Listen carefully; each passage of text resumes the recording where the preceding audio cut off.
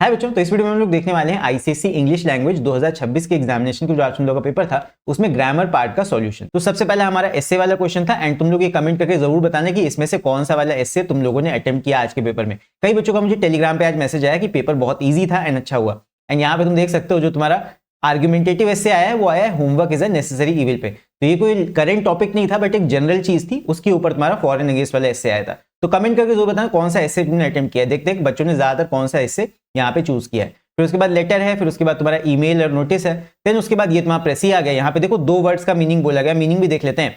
यहाँ पे एक वर्ड तुम्हारा है डायलापिडेटेड, ये तुम्हारा है डायलापिडेटेड स्ट्रॉ हैट, इसकी बात हो रही है। एंड सेकंड तुम्हारा है यहाँ पे वर्ड एलिमेंट्री स्कूल। तो यहाँ पे दोनों वर्ड्स का मीनिंग क्या हो जाएगा, देखो पहला जो वर्ड है तुम्हारा ये हो जाएगा डायलापिडेटेड स्ट्रॉ हैट की बात हो रही है। तो डायलापिडेटेड होती है पुरानी और मतलब कटी पिटी, तो ये हो जाएगा ओल्ड एंड रैग्ड, ये हो जाएगा तुम्हारा ये ऑप्शन डी। और सेकंड एलिमेंट्री स्कूल की बात हो रही है, तो एलिमेंट्री का मतलब हो गया प्राइमरी स्कूल। फिर इसके बाद सेकंड पार्ट को देख लो, यहाँ पे ऑपोजिट पूछा गया है बोरिंग का, तो बोरिंग का ऑपोजिट क्या हो जाएगा, इंटरेस्टिंग, सिंपल है।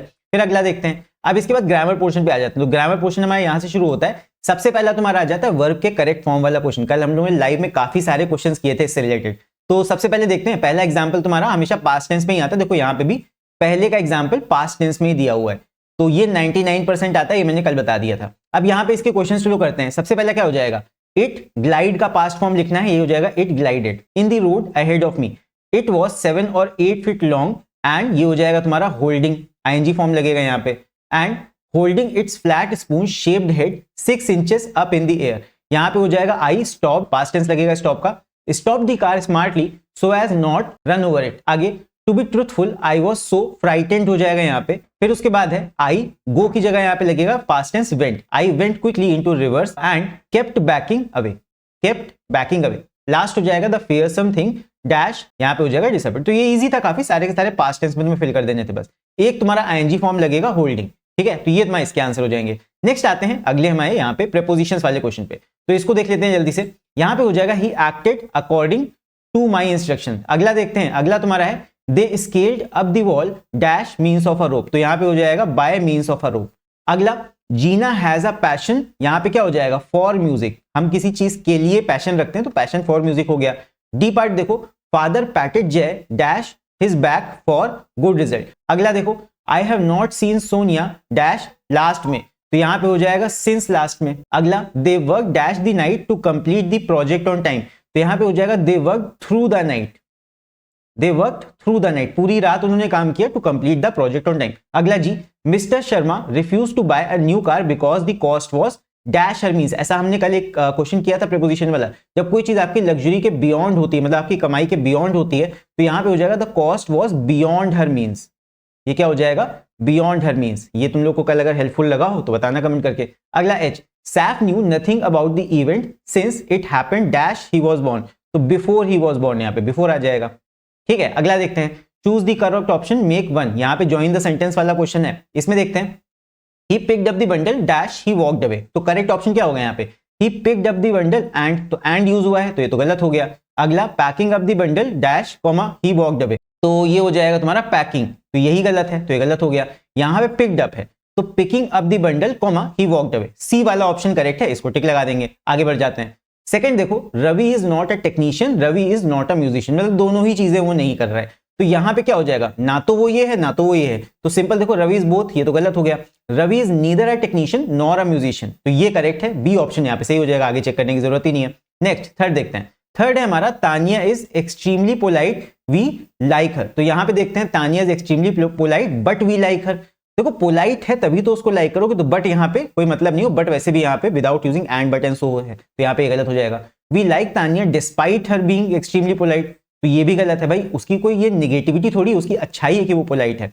तो अगला Tania's extremely polite ways make us like her, ये कर सकते थे बट यहाँ पे सी नहीं होगा, यहाँ पे सिर्फ एक वजह नहीं उसको लाइक करने की, तो यहाँ पे हो जाएगा we like Tania because she is extremely polite, तो डी ऑप्शन तुम्हारा परफेक्टली यहाँ पे बेस्ट ऑप्शन बनता है, we like Tania because she is extremely polite. एक रीजन ये हो गया क्योंकि वो एक्सट्रीमली पोलाइट है इसलिए हम उसे लाइक करते हैं। अगला नेक्स्ट फोर देखते हैं। The construction started on time it was delayed due to bad weather, यहाँ पे क्या हो जाएगा देखो although the construction started of time it was delayed due to bad weather, तो यहाँ पे पहले स्टार्ट तो कर दिया था टाइम पे, लेकिन धीरे धीरे वो डिले होता गया, तो पहला सही लग रहा है। अगला देख लो, since the construction started on time, ये गलत है। इट वाज डिलेड, ये कोई रीजन थोड़ी है कि पहले स्टार्ट कर दिया तब भी डिले कर दिया। तो अगला देखो, the construction started on time so it was, ये भी गलत है।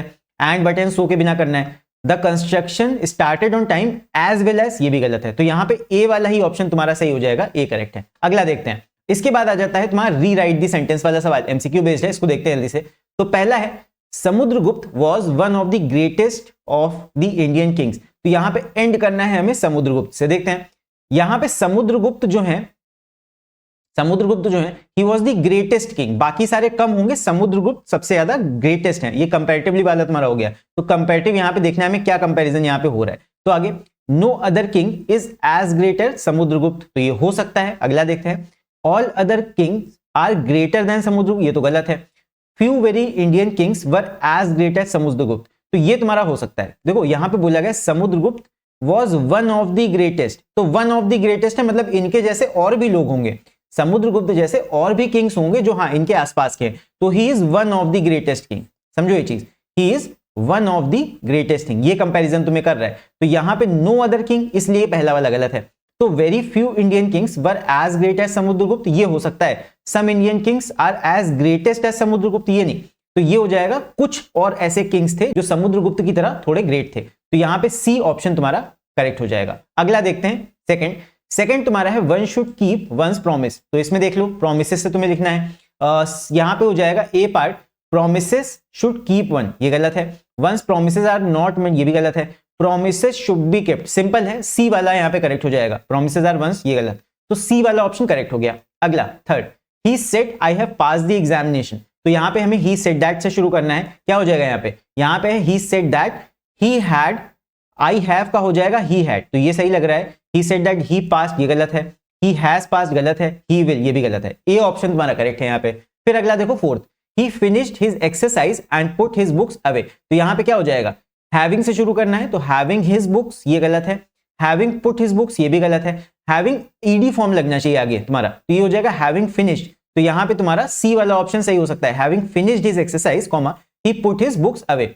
हैविंग फिनिश्ड, ये भी गलत है। हैविंग फिनिश्ड, यहाँ पे ईडी लगेगा वर्ब के आगे, ठीक है। अगला, सो अभी फिफ्थ देखते हैं। फिफ्थ हमारा है, unless she practises every day she will not be able to meet her goal. तो यहाँ पे देखो इफ से शुरू करना है, क्या हो जाएगा इसमें, if she practises every day comma she will be able to meet her goal. तो ये हो सकता है अगर वो डेली प्रैक्टिस करेगी तो अपने गोल्स मीट कर पाएगी। यहाँ पे तुम पॉजिटिव में जा रहे हो भाई, अनलेस और नॉट को हटाना है, तो यहाँ पे इसको पॉजिटिव में चेंज कर दिया गया।